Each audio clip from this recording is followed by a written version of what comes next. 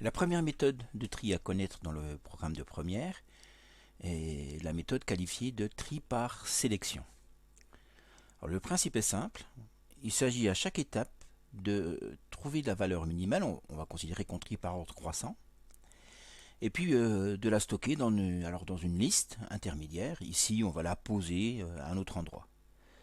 Si on regarde nos cartes ici, on va chercher la valeur la plus petite, c'est l'As, donc le 1, donc je le stocke ici dans une liste intermédiaire et je la retire de la liste de départ.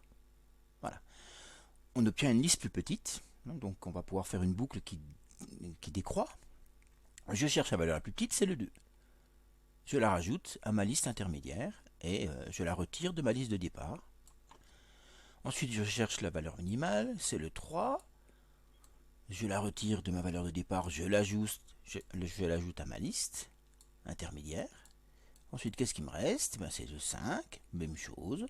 Je l'ajoute à ma liste intermédiaire et je la retire de ma liste de départ. Le 6, voilà, et ensuite le 7 et le 8. Voilà, c'est ça le tri par sélection. On sélectionne à chaque fois le plus petit. Donc on obtient cette nouvelle liste. Alors l'inconvénient peut-être, c'est que ça demande une liste intermédiaire.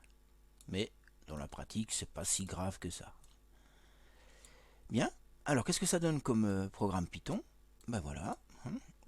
Bon, j'ai un exemple de liste. Alors, je vais prendre un crayon, voilà, ici. Voilà, ici, la liste intermédiaire dont je parlais, c'est cette liste que j'ai appelée tri, ou liste triée, si vous voulez, qui est vide au départ. Ici, j'ai la recherche à chaque fois du minimum.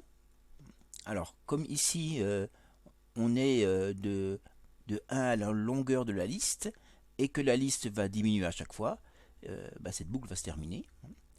Donc je recherche le minimum à chaque fois, et donc j'ai ces deux instructions importantes. La première, c'est d'ajouter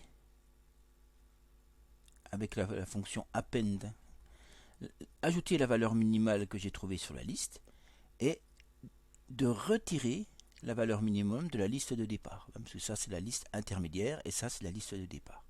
Donc voilà les deux opérations que je fais.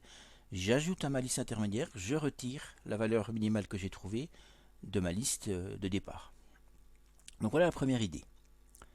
Alors en fait, il se passe que tout ça, ça ne nécessite pas de liste intermédiaire. On peut très bien travailler, comme on dit, en place. Vous voyez, si je reprends ma liste de départ, donc 1 est la valeur la plus petite. Et bien qu'est-ce que je vais faire? Je vais échanger 1 ici, le remettre en première position, puis échanger avec la valeur 7 qui était la première position. Voilà, c'est la plus petite, j'y touche plus. Je m'occupe après des autres valeurs de la liste, donc je m'occupe de ceci. Je regarde quel est le minimum, ah bah c'est ici, c'est 2. Voilà, donc j'échange le 2 et le 3. Voilà. Donc l'intérêt de faire ça, c'est qu'on reste en place, on n'a pas besoin de liste intermédiaire. Je m'occupe ensuite, donc les deux premiers ici, les deux premières valeurs sont triées, je n'y touche plus, c'est vraiment les deux plus petites, il n'y a pas de souci. Je m'occupe des autres valeurs, je regarde ce qui se passe, la valeur la plus petite c'est 3, et ben je l'échange ici, je la remets en première position de la liste en fait. Voilà, il me reste 8, 5, 7, etc.